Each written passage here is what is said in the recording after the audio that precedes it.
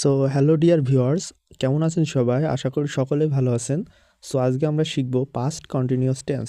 So past continuous tense শেখার আগে অবশ্যই আমাদেরকে ফার্স্ট কন্টিনিউয়াস টেন্সের সংজ্ঞাটা জানতে হবে। সো পাস্ট কন্টিনিউয়াস টেন্সের সংজ্ঞাটা কি? অতীতকালে কোনো কাজ হচ্ছিল বা চলছিল এরূপ বোঝালে সেটা পাস্ট কন্টিনিউয়াস টেন্স হয়। যেমন তারা ফুটবল খেলছিল, ফুটবল তারা ফুটবল খেলছিল, অথবা সে ভাত খাচ্ছিল, সে ভাত খাচ্ছিল, বা সে স্কুলে যাচ্ছিল। রহিম স্কুলে যাচ্ছিল।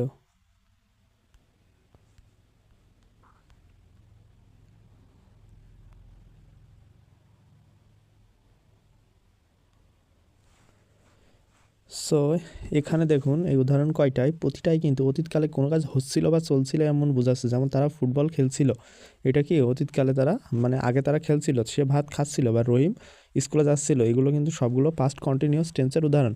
সো এবার আমরা দেখে আসি পাস্ট কন্টিনিউয়াস টেন্সের ক্ষেত্রে স্ট্রাকচারটা কেমন হয়। সো পাস্ট কন্টিনিউয়াস টেন্সের ক্ষেত্রে অ্যাফার্মেটিভের স্ট্রাকচার, অ্যাফার্মেটিভ বা হাবোধক যে বাক্যগুলো আছে সেই হাবোধক সেন্টেন্সটার স্ট্রাকচারটি এরূপ হয়: subject plus was wire plus ভার্বের সাথে আইএনজি, ভার্বের সাথে এখানে ভার্বের প্রেজেন্ট ফর্ম। সো ভার্বের প্রেজেন্ট ফর্মের সাথে আইএনজি হবে, ঠিক আছে। আর আইএনজি কিন্তু ভার্বের প্রেজেন্ট ফর্মের সাথে হয়, অন্যান্য কোনো ফর্মের সাথে অন্যান্য কোনো ফর্মের সাথে আইএনজি হয় না। V1 অর্থাৎ ভার্বের প্রেজেন্ট ফর্মের সাথে আইএনজি হয়, plus subject plus was wire plus ভার্বের সাথে আইএনজি প্লাস এক্সটেনশন বা বাকি অংশ যেটাকে আমরা বলি, ঠিক আছে। এটা হচ্ছে পাস্ট কন্টিনিউয়াস টেন্সের অ্যাফার্মেটিভের স্ট্রাকচার, ঠিক আছে। এটা হচ্ছে পাস্ট কন্টিনিউয়াস টেন্সের অ্যাফার্মেটিভের স্ট্রাকচার। সো এখানে আপনাদেরকে আরেকটা জিনিস মনে রাখতে হবে, সেটা হচ্ছে ওয়াজ কখন বসবে এবং ওয়্যার কখন বসবে। সো এইটা আপনাদেরকে অবশ্যই মনে রাখতে হবে। সো সাবজেক্ট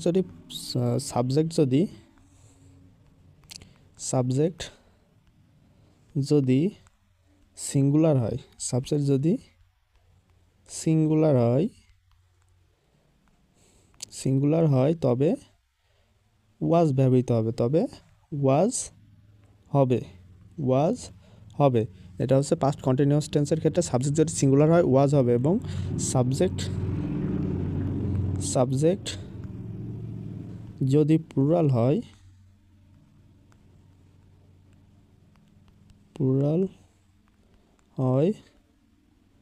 তবে কী হবে? ওয়্যার হবে। কিন্তু একটি ব্যতিক্রম আছে। আমরা জানি ইউ ইউ ইউ ইউ অর্থ হচ্ছে তুমি বা তোমরা, ইউ অর্থ হচ্ছে তুমি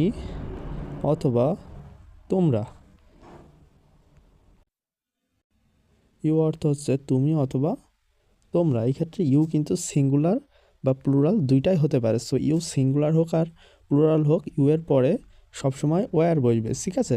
সো ইউ যদি সিঙ্গুলার, ইউ দিয়ে যদি তুমি অর্থ প্রকাশ করে অর্থাৎ সিঙ্গুলার হয় তবে ওয়্যার বসবে, এবং ইউ প্লুরাল অর্থাৎ তোমরা অর্থে প্রকাশ করলেও কিন্তু ইউ এর পরে ওয়্যার বসবে। সো এটা আপনাদেরকে একটু মাথায় রাখতে হবে। সাবজেক্ট যদি সিঙ্গুলার হয় ওয়াজ হবে, প্লুরাল হলে ওয়্যার হবে, কিন্তু ইউ এর সাথে সবসময় পাস্ট কন্টিনিউয়াস টেন্সের ক্ষেত্রে ওয়্যার হবে, ঠিক আছে। সো এবার আমি একটু এই এক্সাম্পলগুলো আর কি সমাধান করব, ঠিক আছে। সো এবারে আমরা এই বাক্যগুলো ট্রান্সলেশন করব, ঠিক আছে। সো দেখুন, তারা ফুটবল খেলছিল, এটা ট্রান্সলেশন কি হবে? সো এটার অ্যাফার্মেটিভ, যেহেতু এগুলো হাবাদক বাক্য, তাই এগুলো কিন্তু এই অ্যাফার্মেটিভের স্ট্রাকচারটি ব্যবহৃত হবে। প্রথমে হবে সাবজেক্ট, তো এখানে সাবজেক্ট কোনটা? সাবজেক্ট তারা ইংরেজি হচ্ছে দে, তারপরে ওয়াজ অথবা ওয়্যার। সো দে মানে তারা, এটা প্লুরাল, তাহলে প্লুরালের সাথে ওয়্যার হবে, তাহলে দে ওয়্যার, তারপর ভার্বের সাথে আইএনজি। এখানে ভার্ব কোনটা? ভার্ব হচ্ছে এই যে খেলছিল, খেলা। খেলা ইংরেজি কি? প্লে। তাহলে ভার্বের সাথে আইএনজি অর্থাৎ প্লেইং। দে ওয়ার প্লেইং, তারা খেলছিল। এবার কি এক্সটেনশন বা বাকি অংশ, তাহলে বাকি অংশ কি? Football. They were playing football, তারা ফুটবল খেলছিল। তারপর দেখুন সে ভাত খাচ্ছিল, তাহলে সের ইংরেজি হচ্ছে হি অথবা সি। আমি ধরলাম সেটা একজন ছেলে, তো হি সাবজেক্ট। তারপর কি? সাবজেক্টের পরে ওয়াজ অথবা ওয়্যার। এখানে হি হচ্ছে সিঙ্গুলার, সে সিঙ্গুলার, যেহেতু সিঙ্গুলার শেষে হি যেহেতু সিঙ্গুলার সেহেতু সিঙ্গুলারের সাথে ভার্ব ওয়াজ হবে। সো হি ওয়াজ, তারপর ভার্বের সাথে আইএনজি। এখানে ভার্ব কোনটা? যে খাওয়া বা খাচ্ছিল। সো হি ওয়াজ কি? খাওয়া। খাওয়ার ইংরেজি কি? ইট। ইটের সাথে আইএনজি অর্থাৎ ইটিং। হি ওয়াজ ইটিং, তারপরে বাকি অংশ। এখানে বাকি অংশ কোনটি? ভাত। তাহলে হি ওয়াজ ইটিং রাইস, সে ভাত খাচ্ছিল। তারপরে দেখুন রহিম স্কুলে যাচ্ছিল, তাহলে রহিম ওয়াজ, রহিম সিঙ্গুলার, রহিম ওয়াজ কি? যাওয়ার ইংরেজি কি? গো। গোর সাথে আইনজি, Rahim was going to school, Rahim স্কুলে যাচ্ছিল। সো আশা করি আপনারা পাস্ট কন্টিনিউয়াস টেন্সের অ্যাফার্মেটিভের স্ট্রাকচারটা বুঝেছেন। এবার অ্যাফার্মেটিভ সেন্টেন্সে অ্যাফার্মেটিভের ক্ষেত্রে সো পাস্ট কন্টিনিউয়াস টেন্সের নেগেটিভটা বোঝাই দিই। সো পাস্ট কন্টিনিউয়াস টেন্সের নেগেটিভের স্ট্রাকচারটা অ্যাফার্মেটিভের মতোই, জাস্ট এই যে ওয়াজ ওয়ারের পরে একটি নট বসবে, ওয়াজ ওয়ারের পরে একটি নট বসবে। সো ওয়াজ ওয়ারের পরে নট বসাই দিলে কিন্তু এটা নেগেটিভ হয়ে যাবে। যেমন নেগেটিভের স্ট্রাকচারটা হবে ঠিক এইটা, subject plus was were plus not plus ভার্বের সাথে আইএনজি প্লাস এক্সটেনশন। যেমন আমি যদি বলি সে ফুটবল খেলছিল, তারা ফুটবল খেলছিল না, তারা ফুটবল খেলছিল, তারা ফুটবল খেলছিল না, এটা কি নাবাদক হয়ে গেল? এটা কি নাবাদক হয়ে গেল না?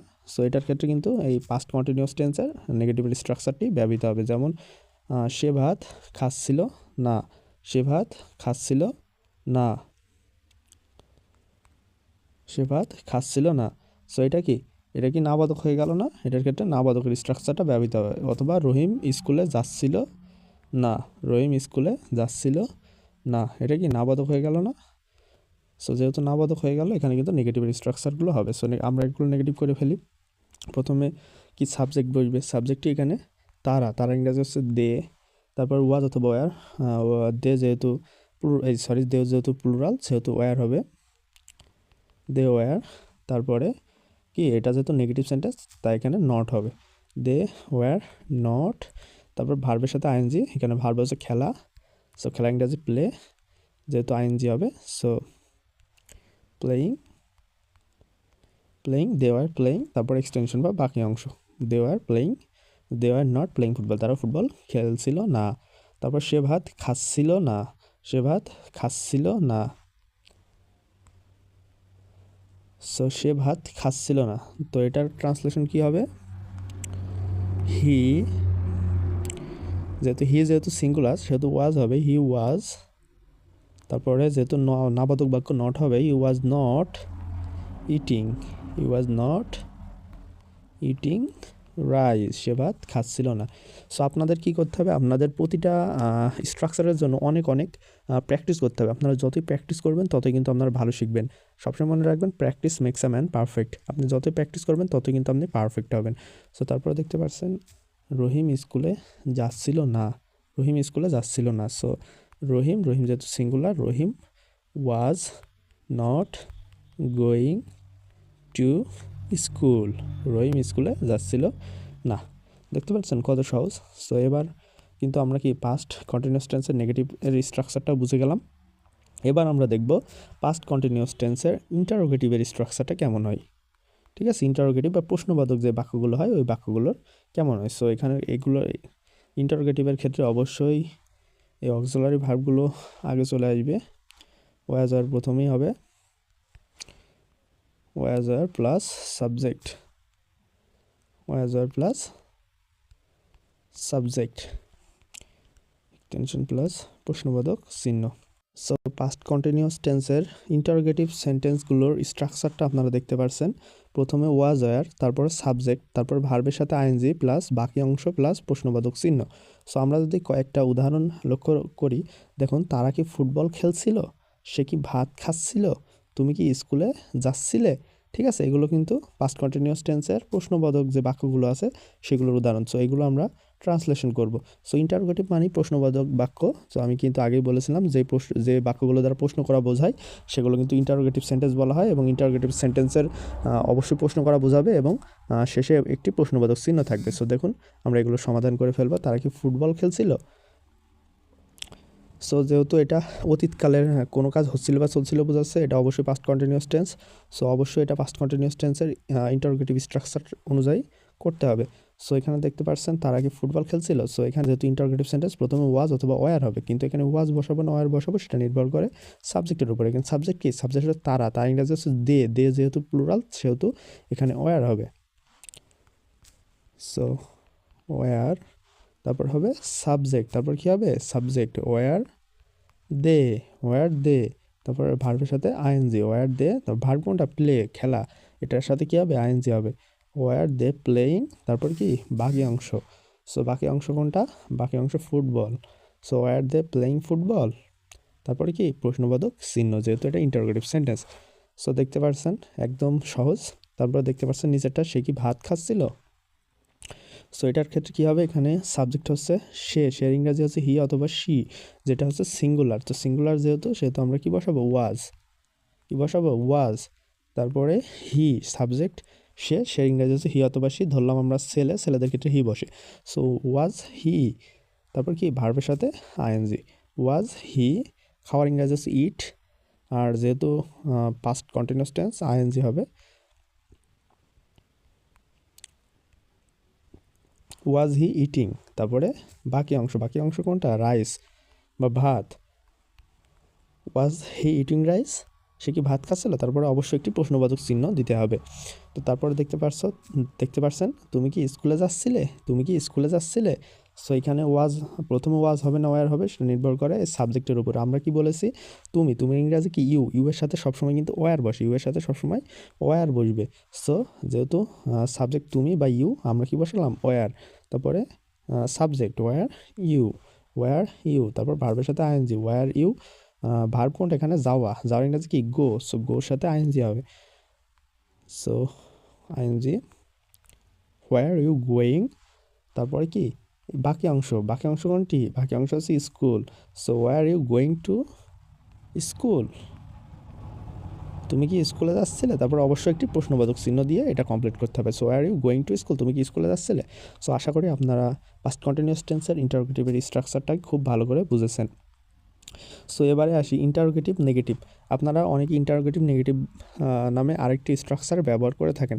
সো এই স্ট্রাকচারটি ব্যবহার করা হয় মূলত যে সেন্টেন্সগুলো না বোধক এবং প্রশ্নবোধক উভয়ই হয় সেই সকল সেন্টেন্সগুলোর ক্ষেত্রে। সো এই সকল ক্ষেত্রে স্ট্রাকচারটি হয় এখানে ওয়াজ আর প্রথমে বসে, তারপর সাবজেক্ট বসে এবং সাবজেক্টের পরে একটি নট বসাতে হয়। সো ইন্টারোগেটিভ নেগেটিভের ক্ষেত্রে কী হয়? সাবজেক্টের পরে জাস্ট একটি নট বসাতে হয়।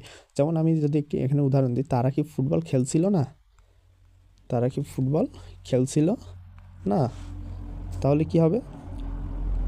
তাহলে তারা কি ফুটবল খেলছিল না। সো এখানে এই গঠনের মতো সাবজেক্টের পরে একটা নট বসালেই হয়ে যাবে, ঠিক আছে।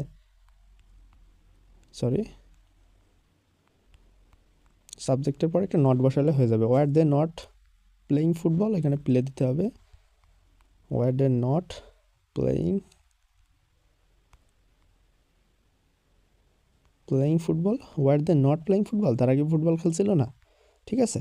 সো আমি যদি বলি সে কি ভাত খাচ্ছিল না, সো এইখানে সেম নিয়মে এই যে হির পর একটি নট বসাই দিলে হয়ে যাবে। ওয়াজ হি নট ইটিং রাইস, সে কি ভাত খাচ্ছিল না। তারপর দেখতে পাচ্ছেন তুমি কি স্কুলে যাচ্ছিলে না। এই ধরনের সেন্টেন্সগুলো দেখুন। এই ধরনের সেন্টেন্সগুলো কিন্তু অবশ্যই এখানে ইন্টারোগেটিভ প্রশ্নবোধক, প্রশ্ন করছে এবং এগুলো কিন্তু নেগেটিভ সেন্টেন্স, যার কারণে এটা ইন্টারোগেটিভ নেগেটিভের স্ট্রাকচারটা ব্যবহৃত হবে। সো তুমি কি স্কুলে যাচ্ছিলে না, সেম নিয়মে আপনি সাবজেক্টের পর নট বসাই দেন, হয়ে যাবে। Were you not going to school, তুমি কি স্কুলে যাচ্ছিলে না। সো দেখেছেন কত সহজ। সো আপনারা আশা করি ইন্টারোগেটিভ নেগেটিভের এই স্ট্রাকচারটাও বুঝে গেছেন। আপনারা কি প্র্যাকটিস করবেন, একটু দেখবেন, বুঝবেন এবং বোঝার পর প্র্যাকটিস করবেন। প্র্যাকটিস করলে কিন্তু হয়ে যাবে, ঠিক আছে। সো আপনারা আশা করি বুঝে গিয়েছেন। সো এবার আমরা WH ওয়ার্ডের যে ইন্টারোগেটিভের স্ট্রাকচার আছে সেটা দেখব।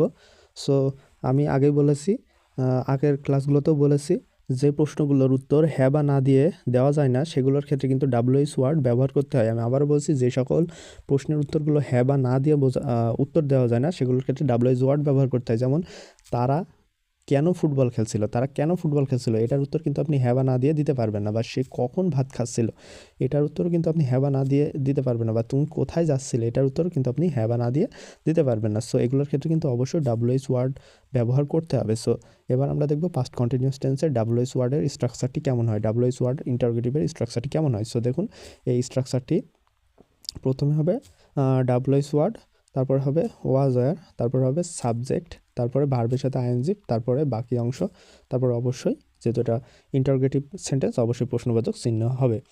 সো আমরা যদি এটা ট্রান্সলেশন করি, দেখুন তারা কেন ফুটবল খেলছিল। সো এটার ক্ষেত্রে আমরা প্রথমেই দেখতে পাচ্ছি গঠনে WH ওয়ার্ড ব্যবহার করতে হবে। সো WH ওয়ার্ড এখানে WH ওয়ার্ড কোনগুলো, হোয়াট, হোয়েন, হোয়ার, হাউ ইত্যাদি ইত্যাদি, এগুলো কিন্তু WH ওয়ার্ড। সো এগুলো প্রয়োজন মতো ব্যবহার করতে হবে। যেহেতু এখানে কেন আছে, কেনর ইংরাজি হচ্ছে ওয়াই, সো আমরা হোয়াই ব্যবহার করব। সো হোয়াই, তারা কেন ফুটবল খেলছিল, তারপর কি ওয়াজ অথবা ওয়্যার হবে। সো ওয়াজ হবে না ওয়্যার হবে সেটা নির্ভর করবে সাবজেক্টের উপর। সাবজেক্ট যদি প্লুরাল হয় অবশ্যই ওয়্যার হবে। সো যেহেতু তারা ইংরাজি হচ্ছে দে প্লুরাল, সেহেতু এখানে ওয়্যার হবে।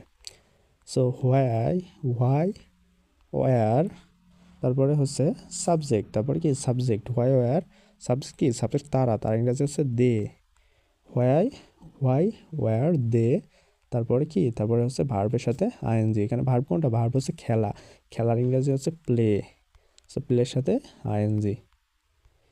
হোয়াই ওয়্যার দে প্লেয়িং, তারপর কি বাকি অংশ কোনটা, এখানে football, why were they playing football, তারপরে অবশ্যই একটি প্রশ্নবোধক চিহ্ন, why were they playing football, তারা কেন ফুটবল খেলছিল।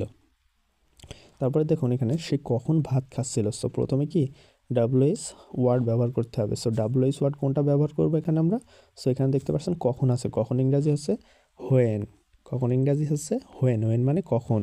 সো আমরা WH ওয়ার্ড নিলাম, তারপর দেখতে পাচ্ছেন ওয়াজ অথবা ওয়্যার হবে। সো যেহেতু এখানে সাবজেক্ট হচ্ছে সিঙ্গুলার, সো এখানে আমরা ব্যবহার করব ওয়াজ, হোয়েন ওয়াজ, তারপরে subject, subject. So when was he, তারপর ভার্বের সাথে আইএনজি। এখানে ভার্ব কোনটা, খাওয়া, সো খাওয়ার ইংরেজি হচ্ছে ইটের সাথে ING, when was he eating, তারপরে হচ্ছে বাকি অংশ, এখানে বাকি অংশ কোনটা, বাকি অংশ হচ্ছে ভাত, so when was he eating rice, তারপরে অবশ্যই একটি প্রশ্নবোধক চিহ্ন ব্যবহার করতে হবে। সো তারপরে দেখতে পাচ্ছেন আরেকটি উদাহরণ, যে তুমি কোথায় যাচ্ছিলে। সো এখানে আমরা প্রথমে কিন্তু WH ওয়ার্ড ব্যবহার করতে হবে। সো WH ওয়ার্ড কোনটা ব্যবহার করব, কোথায় ইংরাজি হচ্ছে হোয়ার,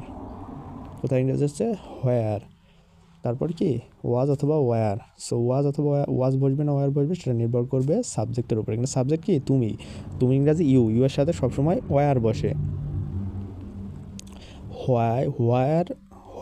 হোয়ার ইউ, তারপর কি বসবে সাবজেক্ট ইউ, তারপর ভার্বের সাথে আইএনজি। এখানে ভার্ব কোনটা, যাওয়া, so where you going, where you going, তুমি কোথায় যাচ্ছিলে। এখানে যেহেতু বাকি অংশ নেই, আমরা বাকি অংশ বসাবো না এবং অবশ্যই একটি প্রশ্নবোধক চিহ্ন বসবে।